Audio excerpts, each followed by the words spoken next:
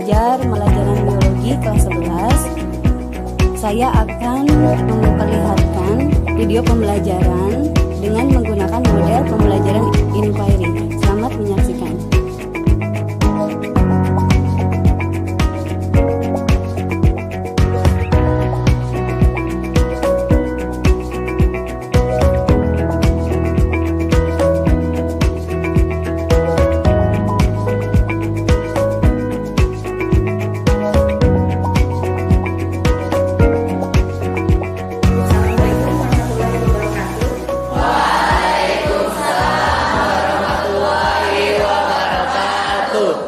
Selamat pagi anak-anak.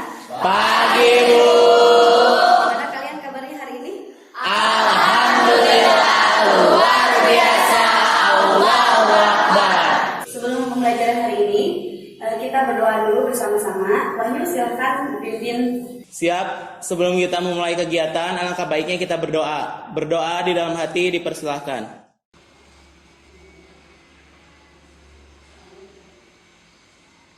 Berdoa dicukupkan. Baiklah, hari ini kita akan melakukan praktikum pengamatan jaringan tumbuhan. Apakah kalian sudah siap? Siap. Oke, sebelum praktikum kita pakai jas lab dulu ya. Ya, Bu. Silakan.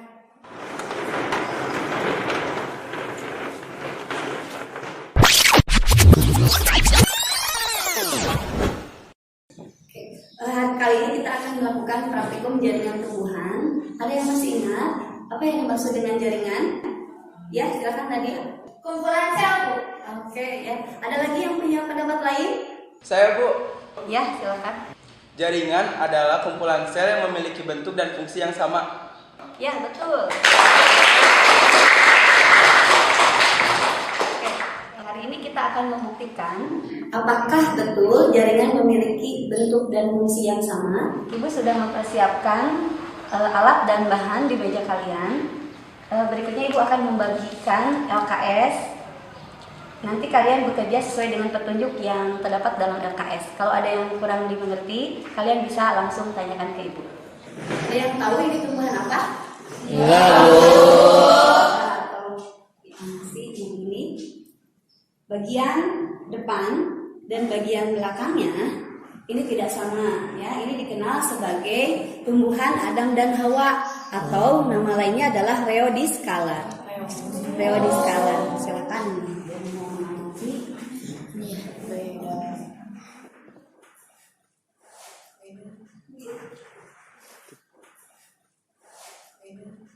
Oke, kita akan mengamati jaringan apa saja yang ada pada daun Rheodiscala ini.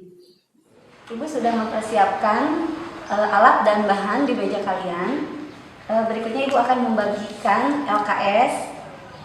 Nanti kalian bekerja sesuai dengan petunjuk yang terdapat dalam LKS. Kalau ada yang kurang dimengerti, kalian bisa langsung tanyakan ke Ibu. Langkah kerjanya, silakan kalian bisa baca di LKS ini. Waktunya 60 menit ya. Siap?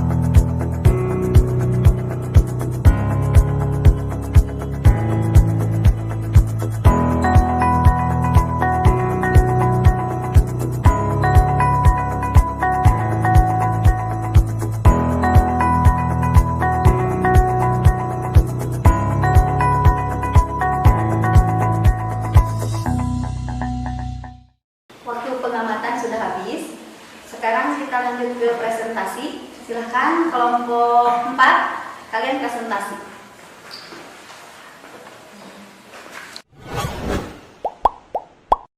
Assalamualaikum warahmatullahi wabarakatuh. Waalaikumsalam warahmatullahi wabarakatuh. Kami dari kelompok 4 akan mempresentasikan hasil kerja kelompok kami mengenai jaringan tumbuhan, yaitu tumbuhan Reidescaler atau disebut juga dengan Adam dan Hawa.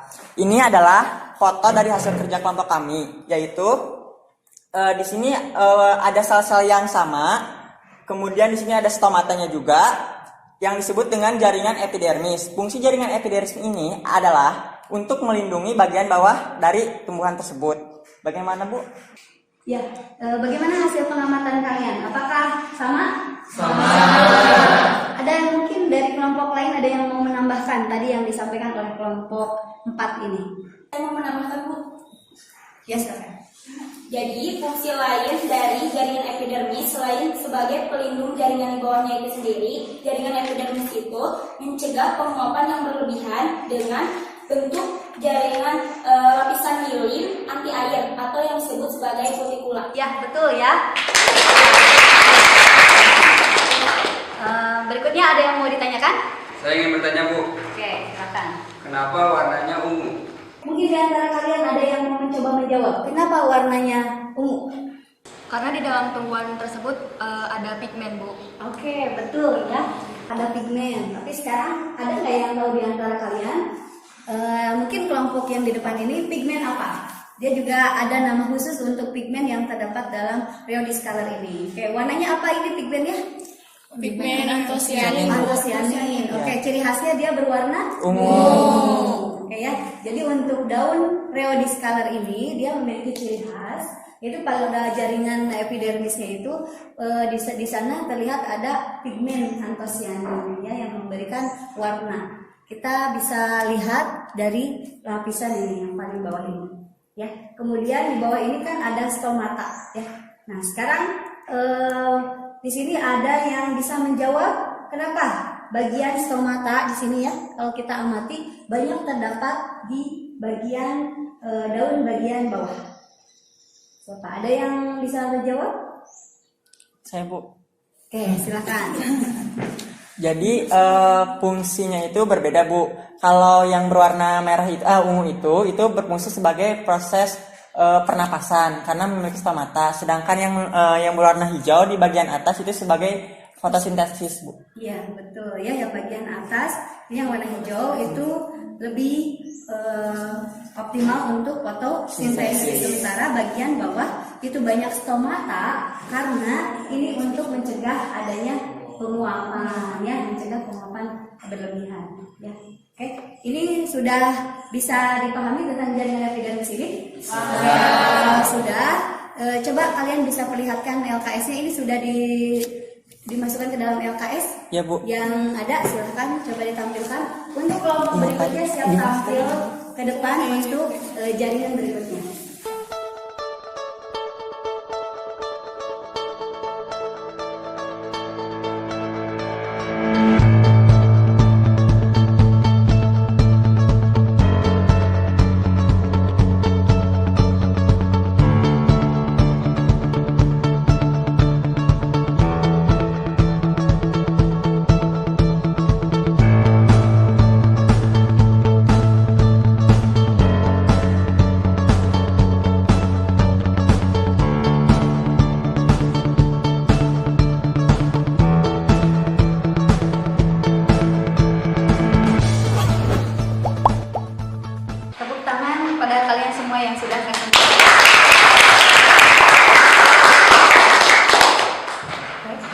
Marilah kita sama-sama simpulkan pembelajaran kita hari ini. Berdasarkan hasil pengamatan kita semua, tadi kalian sudah mengamati tentang struktur jaringan.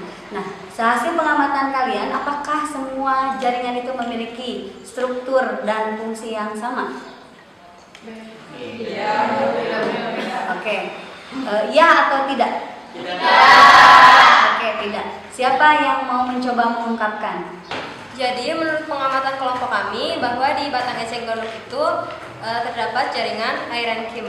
Oke, Oke, ya betul. Dalam praktikum kali ini kita dapat menyimpulkan bahwa kita di sini juga menemukan jaringan kolenkim, di mana jaringan kolenkim ini ada di bawah jaringan epidermis. Nah, fungsinya itu sebagai penguat dari daunnya, Bu, biar nggak lepek.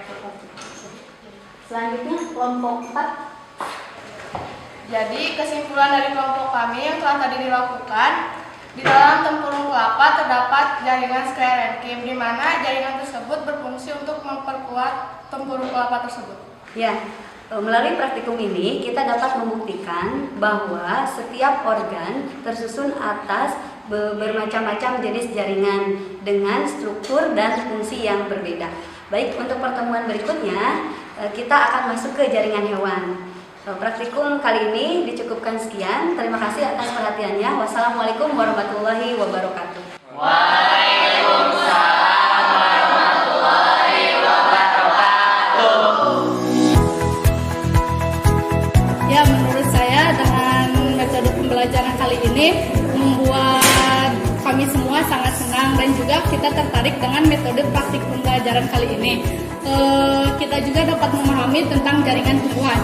Menurut saya, metode pembelajaran seperti ini sangat menyenangkan karena dengan adanya interaksi guru dengan murid membuat pembelajaran menjadi lebih serius namun tetap santai. Dengan metode seperti ini juga kita lebih memahami mengenai materi tentang jaringan serta kita jadi tahu alat-alat laboratorium seperti mikroskop dan lain sebagainya. Menurut saya, pembelajaran pada kali ini sangat mengesankan. Karena pada praktikum kali ini, saya dapat melihat gambar-gambar jaringan yang terdapat di tumbuhan, tidak hanya dalam teori, tetapi dalam dunia nyata dan sangat begitu jelas. Dan pembawaan ibu gurunya pun sangat menyenangkan, sehingga mudah dipahami oleh kita selaku guru.